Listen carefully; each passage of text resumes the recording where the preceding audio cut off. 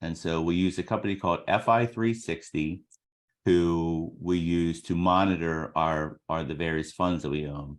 So about monthly, we upload the funds that we have into FI360, and it measures or it judges mutual funds and ETFs based on 9 individual fiduciary criteria.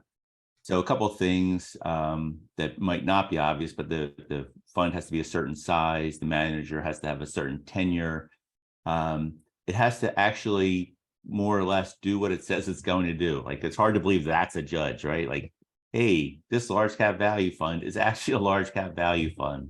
Anyway, not all funds do it as they advertise. And then also, the other measures are cost, because low costs matter, and performance against other like funds over various times, and then some other more like financial like Sharpe ratio and things like that we don't really get into too much.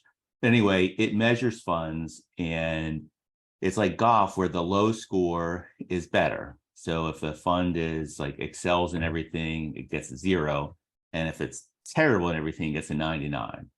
And so we try to have funds mostly in the first quartile, so the top 25% of funds, but also know that sometimes even great funds aren't going to be in that top quartile. Maybe they're how they invest is a little out of style right now, so we're not going to just kick somebody out because it drops out of the first quartile, as long as we know the reason why.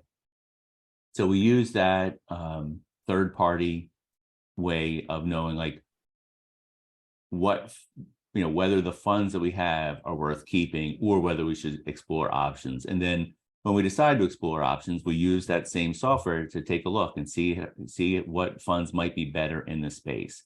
So we don't do a lot of changing of the funds that we use. The most recent big change we did was back in the fall. We added a new emerging markets fund. The symbol is FRDM. And it is a freedom weighted index. So there's no Russia, China, Saudi Arabia. It only buys stocks in countries with capitalism, rule of law, and where there's like no autocracies. So it's a really cool thing.